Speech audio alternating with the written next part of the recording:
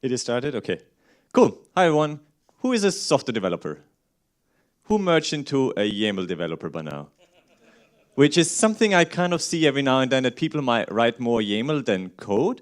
And I'm not sure if this is not a bit of a code smell. So this talk is a bit like questioning, where have we come with our current love for YAML? And I'm not sure if the slides are really auto-forwarding. It feels kind of very long. I probably failed at the click. Okay, let's continue here. Let's see if we will forward here. So there was this infamous paper about GoTo, that GoTo was harmful, and since then it has been pretty much banished. And you can see I slapped YAML on top of that. Let's see why. Why is YAML so popular? The first one is it's human readable. Everybody who tells you that XML is human readable, I would challenge that.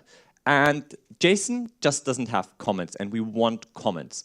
The thing about being white space sensitive in YAML is, for some, it's the right way to do. If you come from Ruby or Python, that's the only way to do coding. If you're coming from C or Java or .NET, it's kind of abnormal and nobody should be doing or relying on white spaces. But it has other issues as well. Does anybody know what will go wrong here? Let's assume we try to map the Docker ports here. Anybody knows what will happen here? Something on the last line. If you run that through a linter, this will actually be this one. Because what YAML assumes is, if you have a colon and two numbers around it, it will use that as base 60. So your port has been calculated as base 60 here, if you don't quote it. This one here, thanks to the syntax highlighting, is pretty obvious what is going wrong here. YAML has 22 possibilities to define yes or no, or true or false. And no is one of them, so this would be evaluated to false, if you just give it that list. If you have the wrong name, and you would happen to be called null, it would just be evaluated to like a tilde or empty. So you would need to properly quote this, like quote everything that is a string in YAML and your life will be much easier. That's also the recommendation in the Docker documentation, for example. Or also stuff like this. You see one colon, another colon, this will not work. Also, maybe you don't want your version number to be a floating value. And then there is this general abuse of things where people just go the wrong way. If you want a programming language, use a programming language. Don't program in YAML. It's just crappy and doesn't have tool support and it's not getting you where you want to be. So let's look at an example from GitLab. I don't want to bash GitLab or anything. They have this very nice YAML configuration to deploy GitLab itself, which is 1,100 lines of YAML, which is already maybe a smell. And then you look at the actual, these are just some lines. And then you see this part where you have script. And then you see, okay, basically you run, this could be a shell script that you run, that you need to run. And basically you also even have a shell script behind that. So while you have all this nice wrapper, you still rely on bash. And this is then another 400 lines of bash behind one of these lines.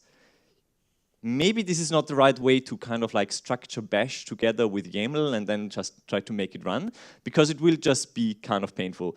Another example is like Helm charts are also getting very popular, and then you do stuff like indent that by 4 spaces, and then you have ranges, and then you have variables, and if you need a DSL, use a DSL. This is just not the way YAML is supposed to be used. Like YAML for data is defensible. YAML for programming is probably not where you want to go. It is just becoming painful. Do you have alternatives? Unfortunately, not that much. So if you look at XML, if you say this is to be edited and read by humans, I would disagree. It's just very verbose. Like tool support and schemas and everything is nice, but nobody wants to touch that. For the old-timers, INI files are maybe a thing, but you don't have any hierarchy, so you need to kind of like put everything together like you have server, alpha, IP, instead of like kind of like having a proper hierarchy. It kind of works, but yeah, Toml is trying to take out the good parts of INI. They have some structuring, however, for example, the indentation under service to see that this is basically under service, this is totally optional, and any white spaces in Toml are being ignored. So the question is, do you really want to write everything in YAML or not? Think about it, maybe don't write everything in YAML. the entire point I have. Basically, if you want to have elastic stickers, by the way, I've dropped a couple of stickers on that table. That's part of my job to distribute stickers. Yeah. By the way, we're also doing an elastic meetup tomorrow evening. If anybody is bored and wants more content, join us. Thanks a lot.